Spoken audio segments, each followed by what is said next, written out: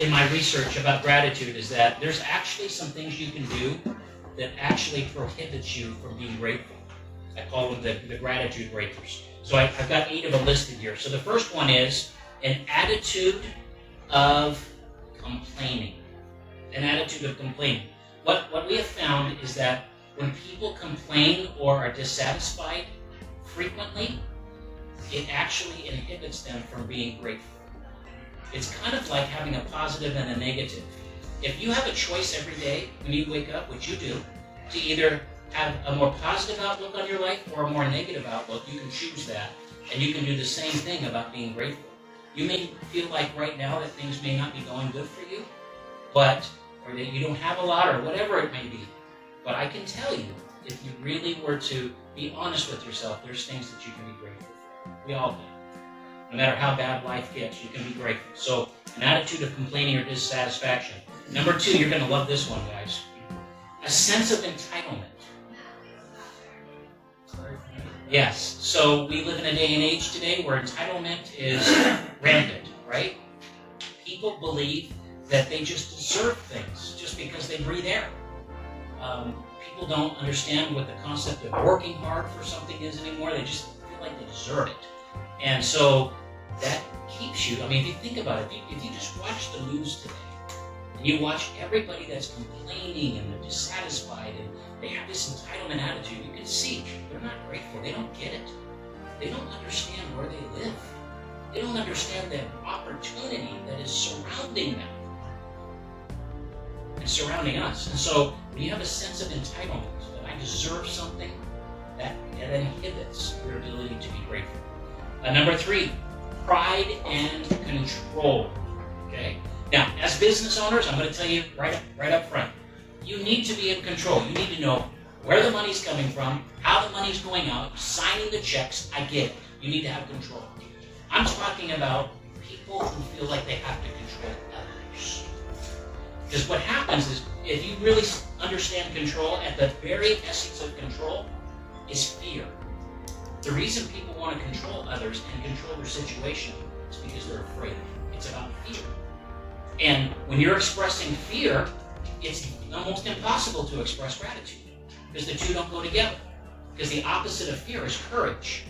And it's really difficult to express courage and faith when you're living in fear and wanting to control. 4, exhibiting the emotions of anger, fear, and sadness. We've kind of talked about that already.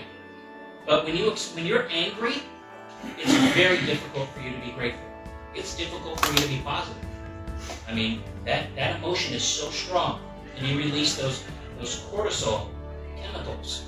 It's almost impossible chemically to even be positive at that time. You can do crazy stuff in your life when you get angry and you let anger control you. It's amazing what can happen. And we've seen it, and maybe some of you have experienced it. Same thing with fear and sadness. Now, we all get sad, but I'm talking about living there. You know, it's one thing to be able to acknowledge what's happened to you in the past, being sad about that or whatever, but it's also another thing to live there.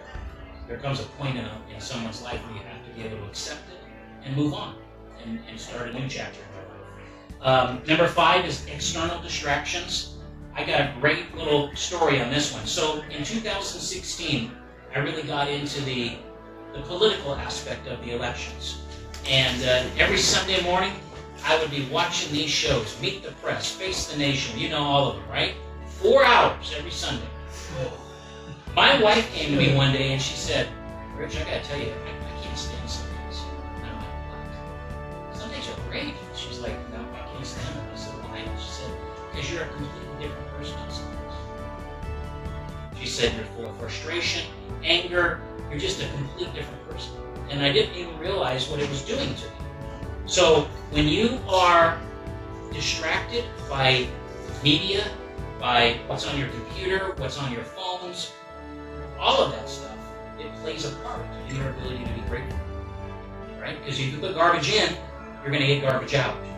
That's a universal law, right? And I didn't realize what was happening. 6 is bad habits.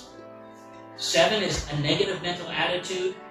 And then as I know all too well, 8 is illness or suffering. And that doesn't mean that you can't be in pain, but what I found is that when I was really enthralled in my pain from my injuries, it was really hard for me to be grateful and even be positive. I was so focused on what was wrong with me instead of focusing on healing and getting better. So that makes a big difference. So I hope this has been enlightening for you guys, and I really encourage you to, you can take this study it some more, and then maybe even give this, to your church family or to a youth group or whatever. It's amazing the impact it has when you talk about gratitude with people. Thank you.